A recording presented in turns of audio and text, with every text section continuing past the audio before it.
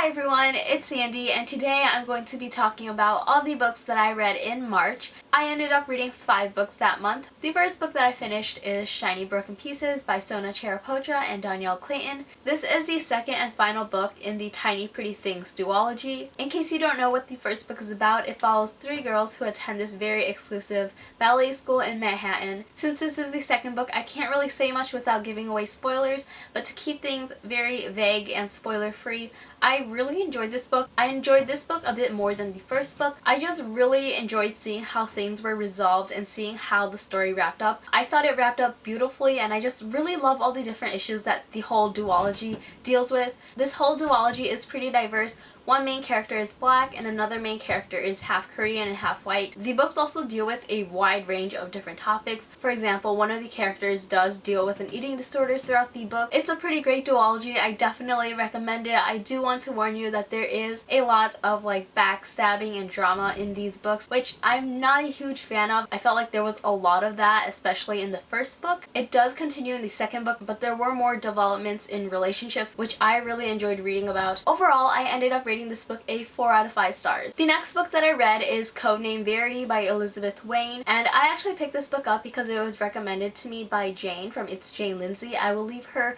booktube channel in the description box below. Definitely check her out. She's amazing. I've definitely heard of this book before she recommended it to me, but I didn't really have much of an interest in picking it up, but since Jane recommended it, I obviously wanted to give it a shot. This is a historical fiction book. It takes place during World War II. It follows 2 girls. These girls are best friends. One of them is a pilot and one of them is a spy. One day they are involved in a plane crash, and one of these girls are captured by the Nazis and taken as hostage, and she's being interrogated and tortured, and this whole book basically just tells their story, their friendship. I'm not a huge historical fiction reader. A lot of the historical fiction books that I've read, I haven't really enjoyed that much. I did like this book, but I didn't absolutely love it. I do have to admit that I was really close to DNFing this book, mainly because I just wasn't in the mood to read it, but I decided to just give it more time and push through, and I'm really glad I did. Even though it took me a while to get into the story, I think this book is definitely worth the read. I absolutely love seeing the friendship between these 2 characters develop, and I really enjoyed reading about their story and role that they played during the war. It did take me a while to adjust to the writing style, but by the end, I just really appreciated how it was told and the way that it was written. I ended up giving this book a 3.5 out of 5 stars. If you like historical fiction, I definitely recommend it.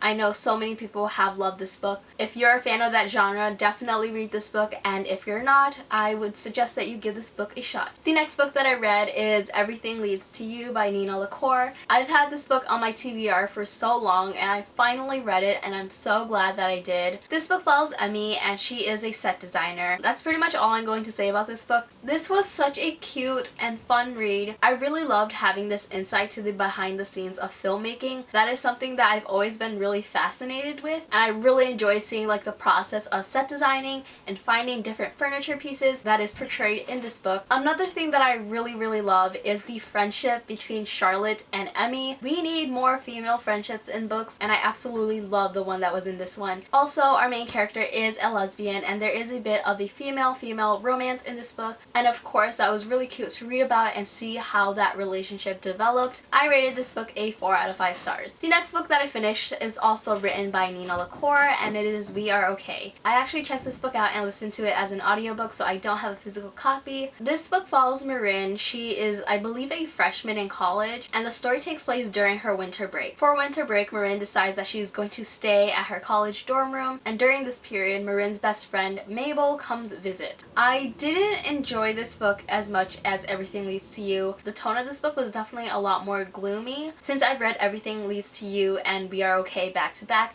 I just couldn't help but compare these books with one another. This book was a much slower read, and it took me more than halfway to get into the story. I wasn't very attached to the characters. I wasn't very interested in their stories either. However, I do think this was a beautiful story overall. I want to elaborate more on that, but I can't really do so because that would be a spoiler. I still like this book, but definitely not as much as Everything Leads to You. So I ended up giving this book a 3.5 out of 5 stars. And the last book that I finished in March is Dangerous Girls by Abigail Hawes. This book follows Anna, and she and her friends decide to go to Aruba for spring break. During this trip, Anna's best friend is murdered, and she becomes the main suspect, and she also becomes the defendant to the trial that arises. I really enjoyed this book. I love that it revolves around a trial, so we get scenes in court. There is a bunch of switching back and forth from past to present, which made it a little bit confusing to follow along. This was a super quick read. I read it so fast and I was constantly engaged the whole time.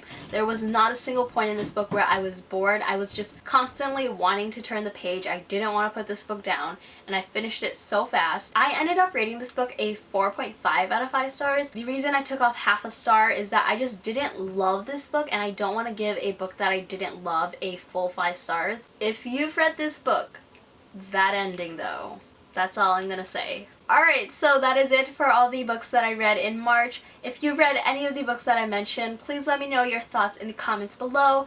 Thank you so much for watching this video. I hope you enjoyed it, and I will see you next time. Bye!